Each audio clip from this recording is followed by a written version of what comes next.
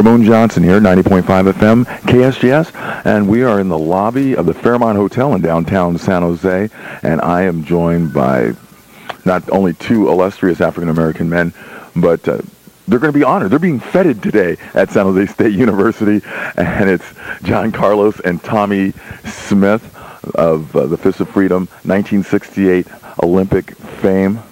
Good morning, Tommie. Morning, son. How you doing today? Very good. John? Good morning. I'm really honored to be here. Well, you know, speaking of honors, receiving an honorary degree, and as we just found out, not a whole lot of folks in the 150-year history of San Jose State have been honored with honorary degrees. John, how does it feel to be one of the few? Well, first of all, I'm very humbled just by the mere thought that the university would give John Carlos honorary doctorate degree. You know, I think this would be like the paramount move in the history of the Carlos family. I'm actually overwhelmed by the whole thing. I'm extremely excited. I'm trying to keep my composure, and I'm sure that it's going to take me at least 6 months to a year to just sit down and digest what has just happened in my life. Now, so in this history, now, before you, there was only 17 individuals that had been honored. And now 18th and 19th, Mr. Carlos, Mr. Smith. Tommie, what do you believe, how do you feel about receiving this honorary doctorate? Well, again, it is an honor, I suppose, why the honorary degree.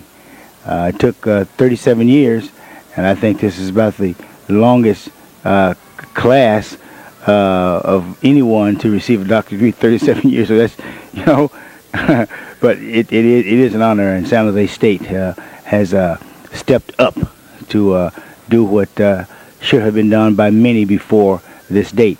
And I give San Jose State an accolade also on this day. Well, as they say, better late than never, but you do bring up a good point. 1968, San Jose State was known as Speed City. It was really the track capital of the world, and you individuals really carried the banner of San Jose out into the world. And then after the protest, you became the forgotten children of San Jose. Yeah. You view colleges then and even now with PhDs in certain areas. John Carlos and Tommie Smith had PhDs in speed back then, because biologically speaking, we took our bodies and they ran faster than any other bodies on the face of this earth. And number one and number two in the world in the same event was from the same school and the same team. So I view this as one of the great feats of all time. And academically, we're no dummies. We went to our classes. We did the work we had to do. Otherwise, we could not have run. NC2A is very tough then, and it's even tougher now as far as competition in that division. You know, you, again, bring up another good fact is your athletic prowess. And one of the things I think that people tend to forget, getting wrapped up all in the protests and all of those activities, is just what marvelous athletes you were. And now, you know, both of you in your own right, but I mean, so I know there was some competition because, you know, Tommie set a standard, and John would go back after it. But let's talk about, starting with John, some of your achievements in college. Of course, prior to, now you'd come, John, from Harlem. You attended school in Texas, and then... Well, I attended East Texas State University, and I was always intrigued by the fantastic times of the young individual athletes of San Jose State at that particular time. And I just thought it'd be nice to come down to San Jose and visit just to see whether these guys were legit. I came in, and when I came in, I didn't know the true history of San Jose in terms of the greatness, not only by the present athletes such as Tommie Smith and Lee Evans and Ron Davis and those type of individuals, Ben Tucker, Dad, Tim Knowles. But the fact that I came in and felt at home, and the mere fact that I was the baby on the team. I was a young kid that came out. I was honored by the fact that I was there with these great athletes. And then I took the initiative just based on my character and how I see things. There's a new cowboy in town, and you guys are going to have to make room for John Carlos. And they said, well, we don't mind making room. You just got to prove yourself because we don't know whether you're legit or not. And everything worked out. And I think we had a fantastic family and history from that point to the day. right now. Tommy, you were already here when John came. So now when this brash young man from Harlem came into San Jose, just be honest now. What was the reaction? I was kind of a quiet kid even then, Ramon, and they told me that this guy was in town, and I said, what guy? They said, this guy Carlos. And I looked at him from the back. I said, guy walk like that can't be too fast. but he proved to be as good as he looked bad walking.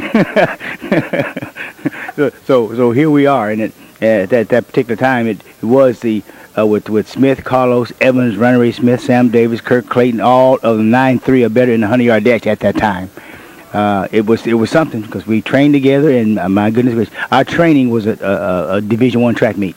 Well, I might add to that as well. You know, if you take San Jose State, the track team of our era, let's say give or take 10 years going out the way from the time that we were there together, we could have beat the majority of countries in this planet Earth that we live, just out of the little city called San Jose. I mean, you sit back and you think about what we did. Think about the fact that we met Dionne Warwick and put our personalities and our charismatic personalities with her in Europe, to the point where she came back and wrote a song, Do You Know the Way to San Jose? We thought that was great, although we was a little disappointed that she never mentioned us as being a part of the song. But however, we were glad that she did the song because it enhanced the recognition of San Jose along with what we did on the track.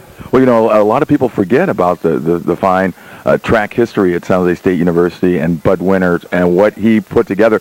Of course, I think about it every day because I live about a half a block away from Bud Winters Field, and which is unfortunate that the city of San Jose hasn't done more to recognize. I mean, the university wanted to turn it into a parking lot and everything. For people who don't know, it's at 10th and Alma Street, right across from Spartan Stadium. And if you haven't been, you should go by just to walk. Because sometimes I walk on that track just to feel like, wait, was that little John over here? Was that little Tommy? Was that Lee Evans over there? And that's exactly what we felt yesterday. We had an opportunity to go out to the track yesterday. We were saddened, believe me.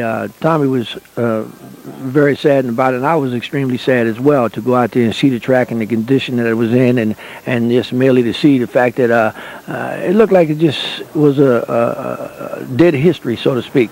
Many of the people that was out there didn't know our history. They were walking on the track. Then we had an individual that came out that I recognized that used to come out every day when we were out there running in our various track meets, and he was saddened as well. We would hope that one day, just based on the history, the fact that they're bringing Tommy Smith and John Carlos back into the fold here at San Jose State, there has to be a birthplace. And you can't have Tommy Smith and John Carlos here at San Jose State with no birthplace. And our birthplace is the track. And they must establish the track program back at San Jose State because it gravitates so many individuals to a great sport, and not only to that, to a great institution of education. Track and field provokes education, prosperity, growth. And that's just something that San Jose State is missing right now. So we got to get our baby child back up and running again. Tommy, how did you feel again walking on that track? It was saddening. Of course, Ramon, I spent most of my time on the track now where the big complex of weightlifting complex is over right across the way from it. But I did run a few 20 points in 21.5s and 21.7s in practice in the repeat 200s there. It was very saddening to look down and look at the track and knowing that that's one of the first old Chevron tracks that was laid and still there, and rocks everywhere. You know, when you lay a pedestal, you kind of want to keep the age of it very divinely. Keep it where people will understand that is a history.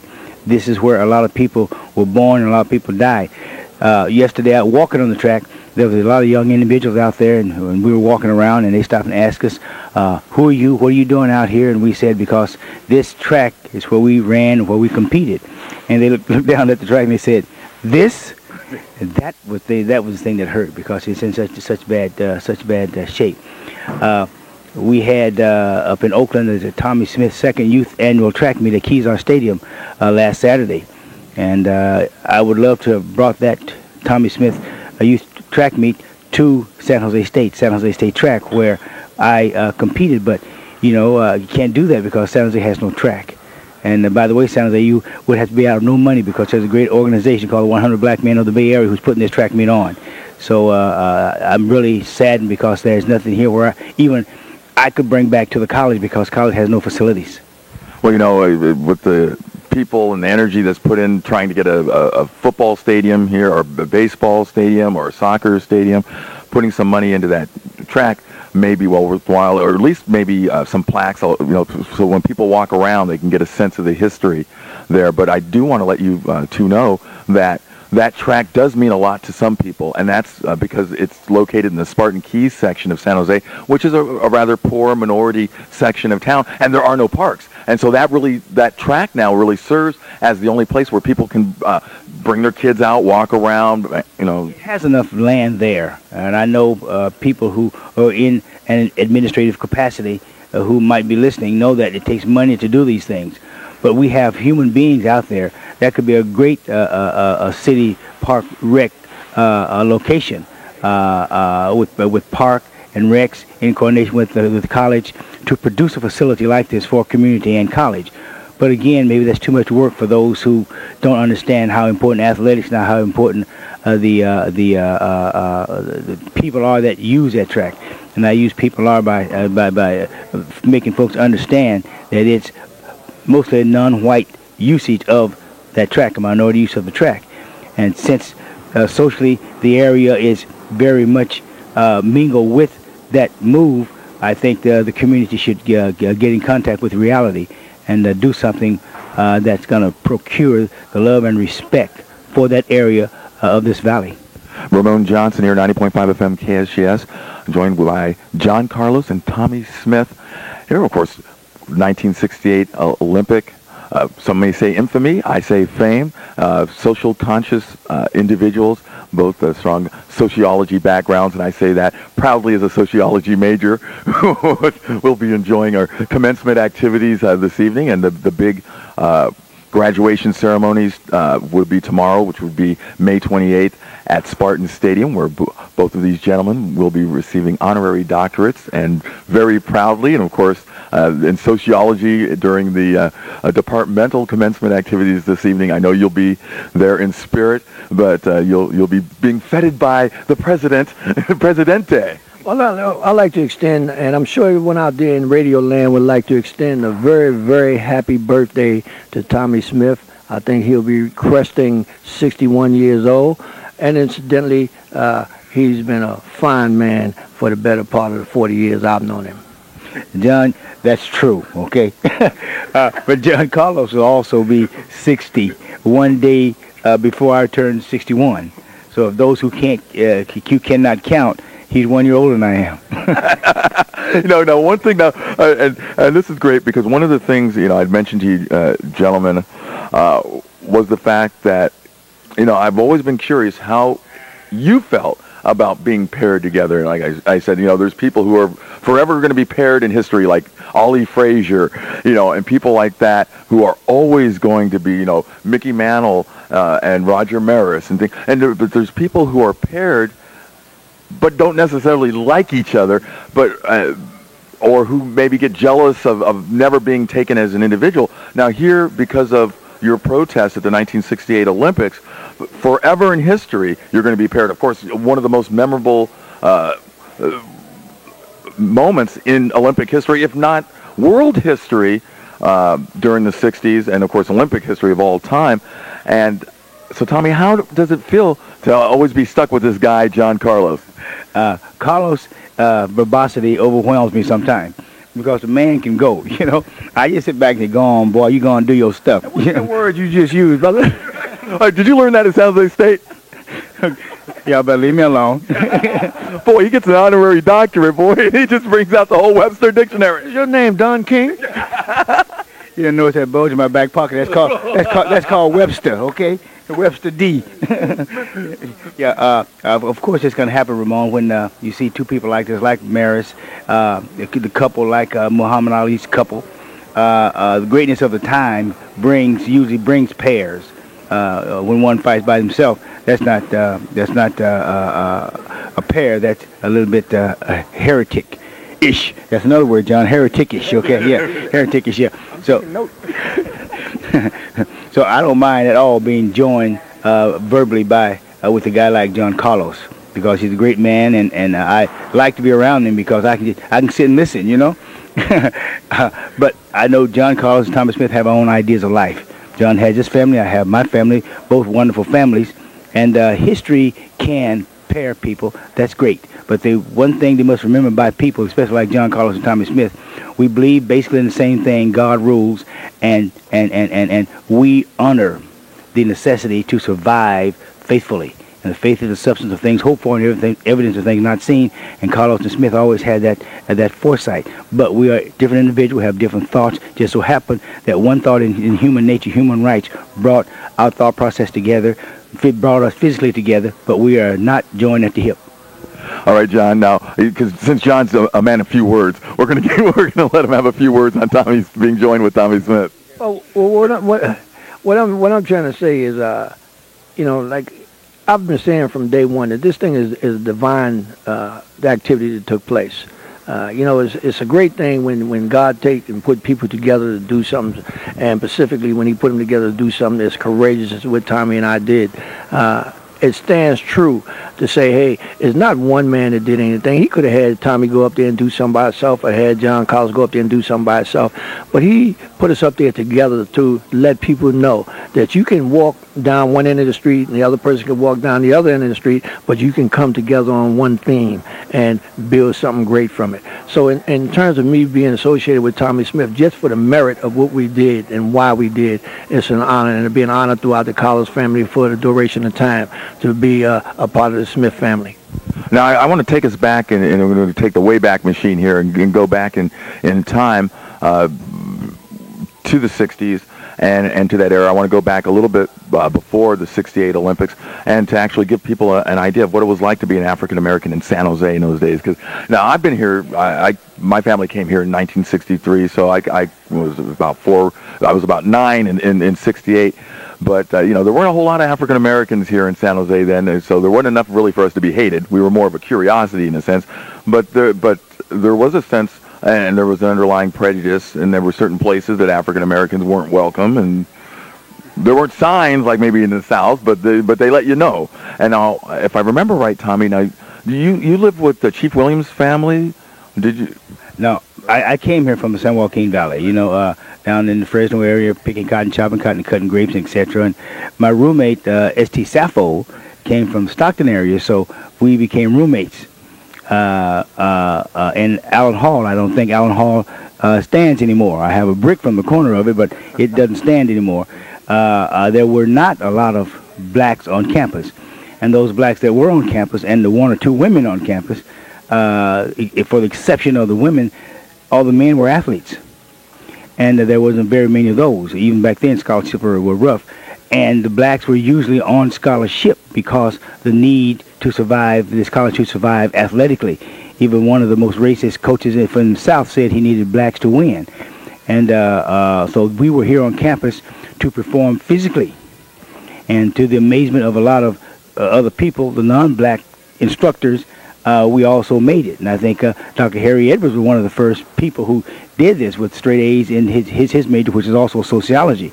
So we came with the double-barrel shotgun, if you can cope with the phrase, to compete on the field of play and to be real in the classroom. And this surprised a lot of folks, and it still surprises the people. And that the rules and regulations on Division III getting so stringent now that it's going back again to the 60s, that if you are a minority, you'd have to be 1.5 times as good to just to graduate. I know I'm getting off on an educational thing now, which is, I know you're not here to talk about that, but I do push it very hard. And San Jose State is not the only school that felt that way during those times.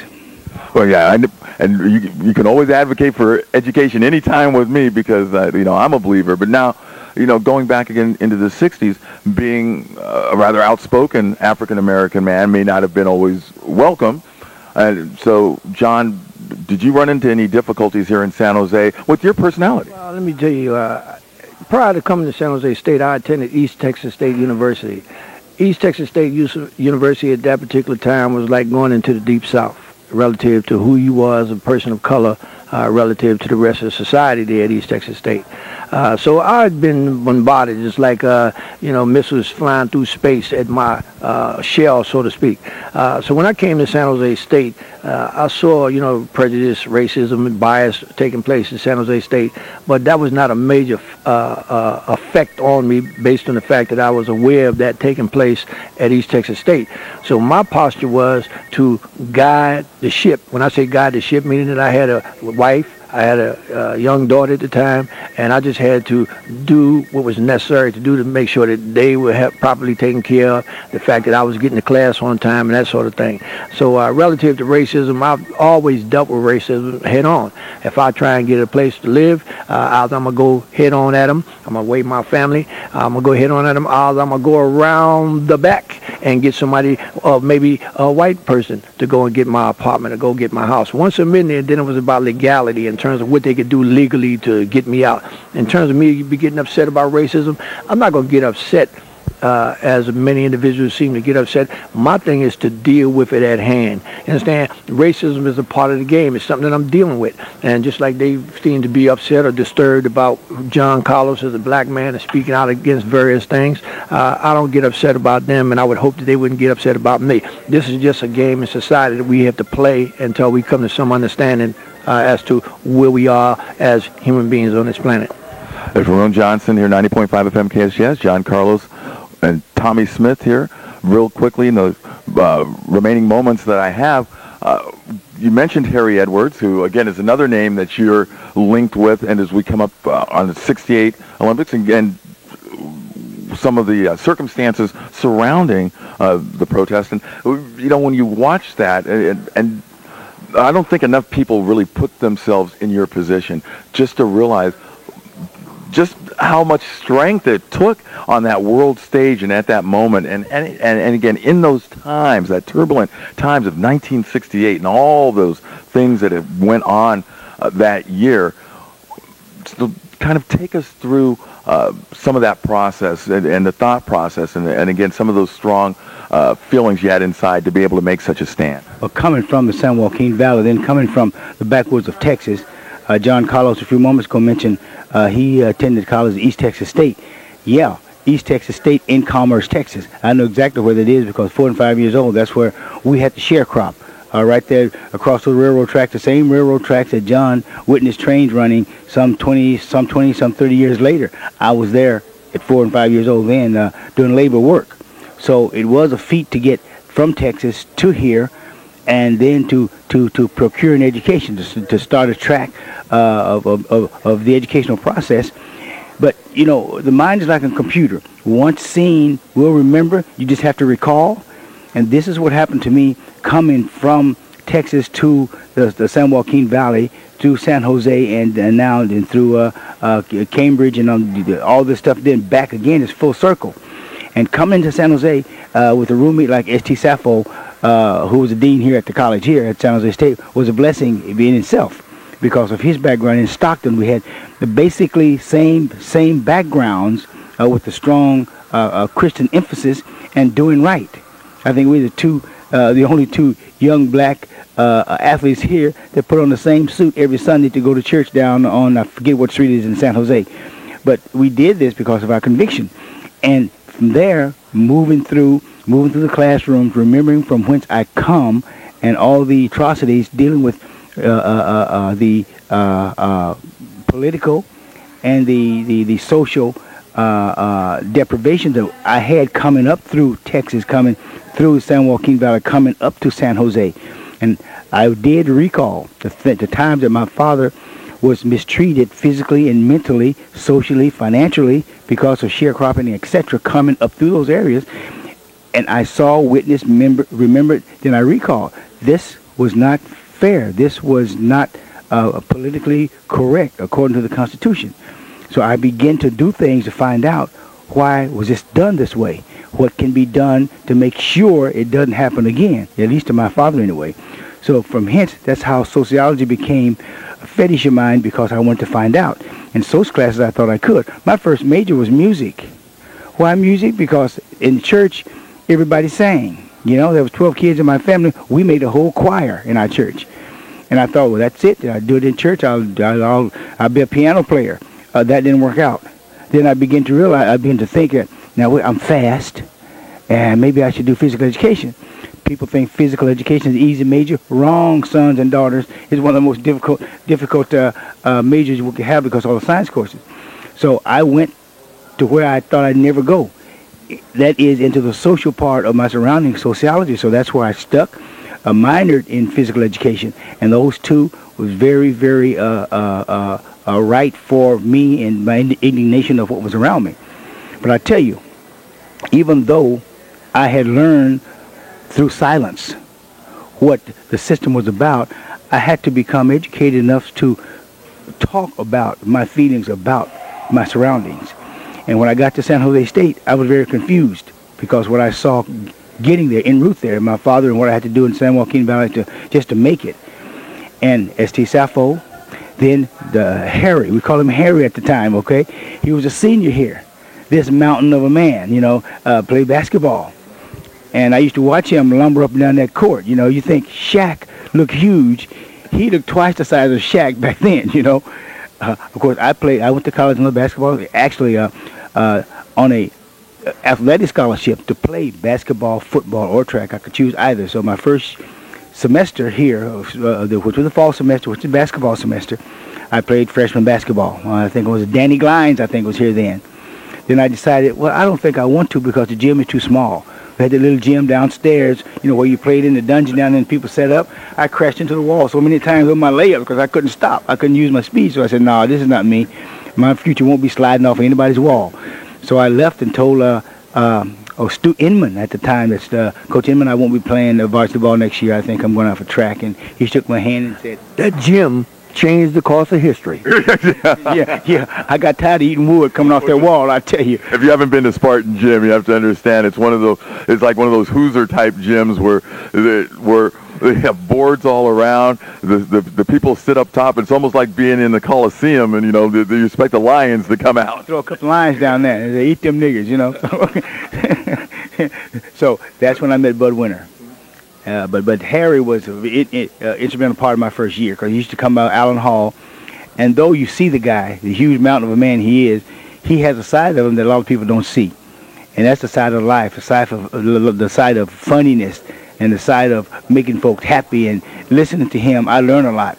And Tommy Smith's talking about Harry Edwards, Dr. Edwards, now, who, he's got to be 6'7", 6'8", yeah, he's 6'8", and he weigh about 3,000 pounds. He's a solid man. He's a big man. He's a very big man, and I know he's around here somewhere, and I don't have to look too far, just look above top of everybody else, you'll probably see him. But that was the start of my life at San Jose State, St. Sappho, and Harry at that particular time. And just moving around, finding out how many athletes on campus, how many blacks on campus, and finding out how many of those were athletes. And we shot 100%. Every black we saw on campus, male, was an athlete or connected to the athletic department in some way. And that's how it started here at San Jose State. And so that's where it is now. It's a love affair with me at this college here because that started the second portion of my life. All right, but with these group of athletes and with the 68 protest, now, so a lot of this rumbling, of course, you had to either be an ostrich with your head in the sand or completely blind not to feel the tension, and of course, as an African American, the tensions that were building. There was a certain thing in the air where, the aura of the time, it was just like like a plague going all over the United States, and I think a large percentage of that thrust was coming out of San Jose in terms of saying, hey, things has to change. We can no longer continue like this.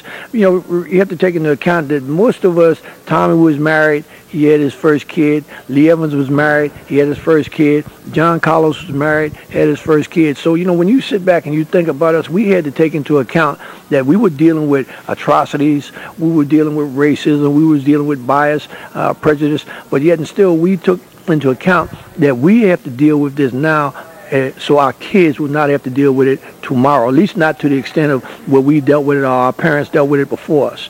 So we felt that we had to do something because we felt that many individuals that had opportunity to do something. And when I say opportunity, I'm not talking about Dr. King, the Lone Rider, or Malcolm X, the Lone Rider, Rosa Parks, the Lone Rider. I'm talking about collectively politicians that we had. We had people of color that was politicians. We had people of color that was clergy. We had people of color that was business people. And they never came together collectively to step up and say enough is enough.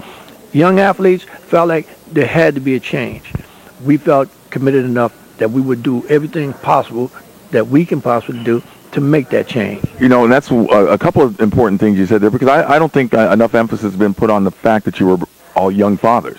And then coming to that to protect your children, I think that gets overlooked when people try to, delve into the psychology of the movement, but also the attitude of young people at the time, unlike a lot of young people today, that you could make a difference, that, there were possibilities. I think after what happened after Watergate in the 70s, a lot of people got disillusioned, but really in the 60s, there was that sense that, if we all get together, we can make this world a better place. Well, as I said earlier, I alluded to the fact that, God could have chose Tommy Smith to do it by himself or chose John to do it by himself.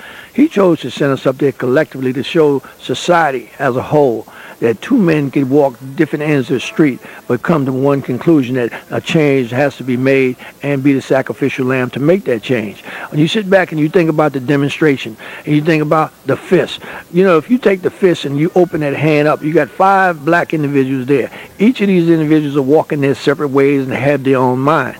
And they're individuals separately. Imagine that 5 individuals coming together collectively on one theme or one thought. That becomes very powerful. And I think in essence, the fact that Tommy Smith and John Carlos came together in that sense, I think that's what scared the white society, because here's 2 young men showing the world that we are solid together on this one issue, and we anticipate being heard. If you don't want to hear us through us talking to you behind closed doors, maybe we'll be heard publicly upon the Olympic arena. Other people have said, well, why did you use the Olympic arena? That wasn't the place to do it. But that was the only place to do it. I couldn't do it in Central Square down on 42nd Street in New York. I couldn't do it in Central Park. I couldn't go to England and do it in Speaker's Corner.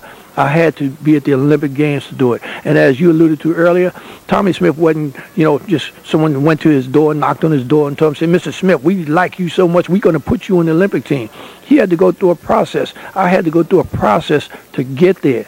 We could have gone up there and put our hands on our hearts and had a lot of tears, but I can't be a hypocrite to myself, and I'm sure Mr. Smith couldn't be one either. If I'd have put my hands on my heart and started crying, it'd be like, well, all those individuals that died on the maiden voyage coming here to America, and those that was tarred and feathered and hung and raped and so forth back in those days, it would have been like, well, that was for naught. I don't have any concern about them. Well, I had a tremendous amount of concern about them because I believe in evolution. I believe that when you come here, you recycle when you come back here. I could never think that my father would come back here after me one day and think that, hey, my son was in a position to do something, and he chose not to do anything. He was concerned about self. What do y'all have to say about that? Now the genesis of the protest, did it actually take place after you made the Olympic team, or were the seeds being sown prior to? Was the talk, the discussion prior to making the Olympic team?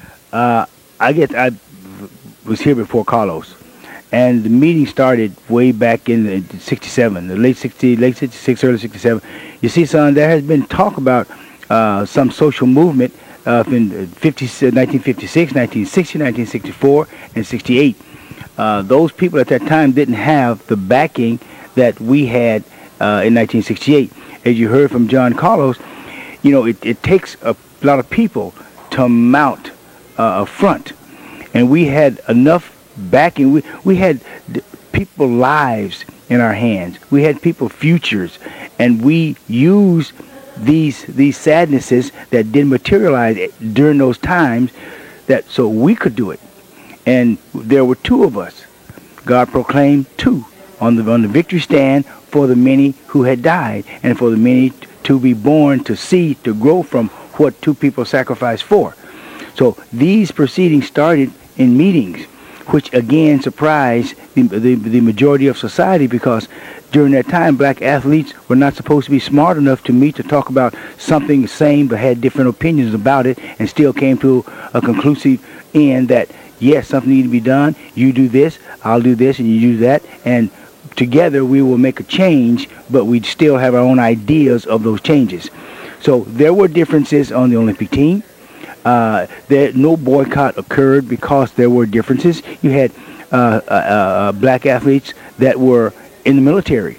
You had black athletes tied again to something in the system or jobs that they didn't have the strength or the power to go on and do what was necessary because the system had them locked in on something.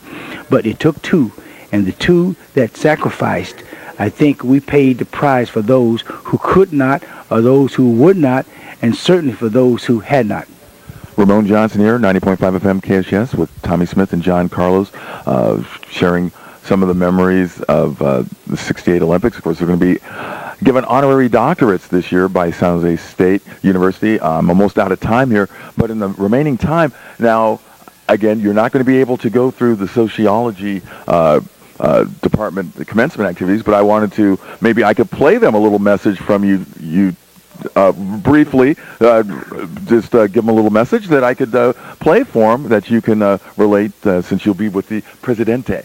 Well, first of all, I'd like to say to Dr. Scott, I'm extremely sorry that I couldn't attend the graduation with you guys this evening. However, I have a heart full of joy and love and admiration for you young students that fought the wars and made the tests and stayed up cramming for those exams and made the class on time. And you well deserve the degrees that you guys are about to get. I'm sorry that I couldn't be with you in the physical, but I am definitely with you mentally and spiritually. Great job, and carry on. Don't forget, always reach back, find a shining star, and throw something to them to help them come the way you're going. Tommy, you think you can follow that up? Young folks, you have built the bridge. Now, cross it. All right. Thanks a lot. John Carlos, Tommy Smith, being honored today, tomorrow, and forever in the hearts of all San Jose State University, and practically should be an entire nation, should give their gratitude to your intestinal fortitude and your heartfelt belief in social issues here in America. Thank you again. Ramon Johnson here, 90.5 FM, KSJS.